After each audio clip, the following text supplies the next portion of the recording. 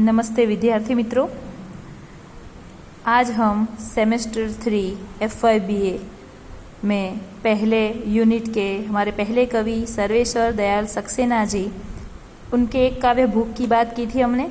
आज उनके दूसरे काव्य फसल की बात कर रहे हैं। सर्वेश्वर दयाल सक्सेना जी रचित फसल कविता का कथ्य अपने शब्दों में लिखिए। तो देखिए, प्रस्तुत कविता में कवि ने साहित्यकार के योगदान की बात कही है। साहित्यकार क्रांतिकारियों को प्रेरणा और प्रोत्साहन देता है।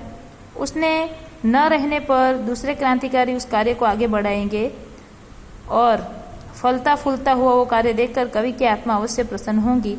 इस बात को लेकर ये काव्य की रचना की है। प्रस्तुत कविता में कवि कहते हैं कि यदि मैं हल, कुदाल या खुरपी की तरह कलम को पकड़ लूं, तब भी मुझे फसल काटने को नहीं मिलेगी।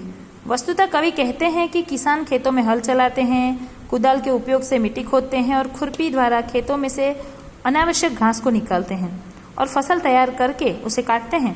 किंतु कवि यहाँ कहते हैं कि कलम यानी कि पेन, इस साधनों का उपयोग करके चाहे कितना भी साहित्य लिख लिया जाए या साहित्य में क्रांति कर ली जाए, वो फसल हम नहीं काट पाएंगे। यानी कि जो किसान उस अनाज को बोता है या फिर किसी पेड़ को हम लगाते हैं तो उसके फल जब आते हैं तो वो हम नहीं खाते, हमारे आगे की पीढ़ियां खाती हैं। वैसे ही कवि या लेखक जो भी कार्य करते हैं, साहित्य का सृजन करते हैं, उस साहित्य सृजन का जो फल प्राप्ति होगा वो आने वाली पीढ़ियों को मिलेगा, उसका अच्छा या बुरा। जैसी उस कवि या लेखक की लेखनी होगी, उसका जो भी फल मिलेगा इस समाज को, वो आने वाली पीढ़ी को मिलेगा।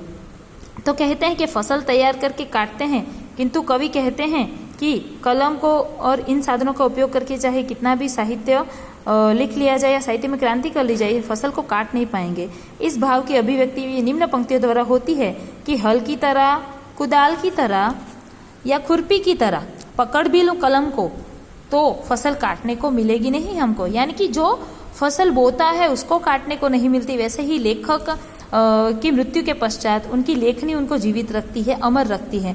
कोई भी कवि कविता लिखता है, लेखक साहित्य का कोई भी प्रकार लिखता है, जीवनी लिखता है या आत्मकथा लिखता है या फिर कोई उपन्यास लिखता है, तो उसकी जो फल प्राप्ति होती है वो उसके पाठकों को होती है और उसके जाने के बाद वो अमर उस कृति की वजह से हो जाता है और लोगों को याद रहता है।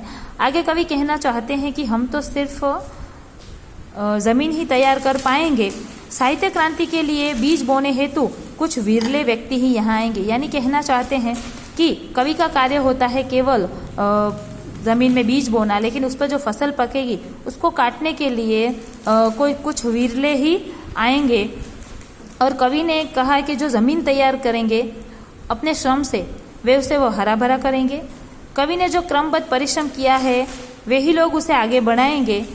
इसके परिवर्तन स्वरूप जब फसल उगकर तैयार हो उठेगी और लहलहा उठेगी तो उस फसल को काटने के लिए कुछ विरले यहाँ आएंगे।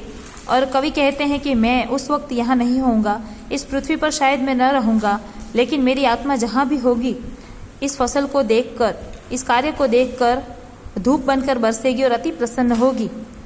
और जो होगा इन फसल के लिए बीज बोकर गए थे उन्हीं के चरण छुएगी, फिर लोग इस फसल को काटेंगे, वे ही पुनः उसे बोएंगे।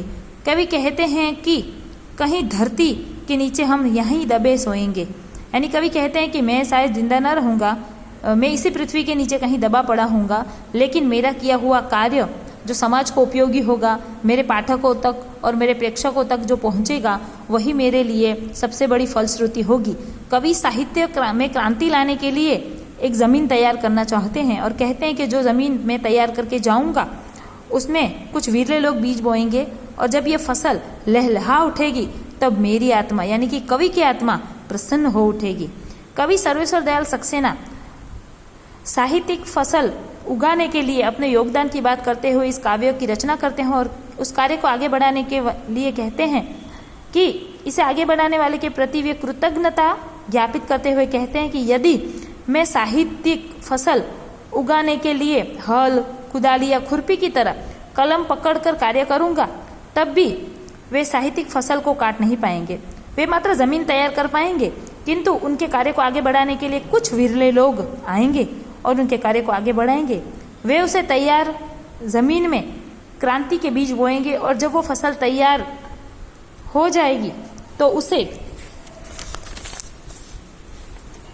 उसे लहलहाता हुआ देखकर कवि की आत्मा जहां भी होगी प्रसन्न हो उठेगी और अपनी खुशी को जाहिर करने के लिए कवि की आत्मा उन फसलों पर सुनहरी धूप बनकर बरसने लगेगी और फैल जाएगी चारों ओर और उस फसल को तैयार करने वाले विरले व्यक्तियों के चरणों पर कवि की आत्मा स्पर्श की कृतज्ञता स्थापित करेंगी।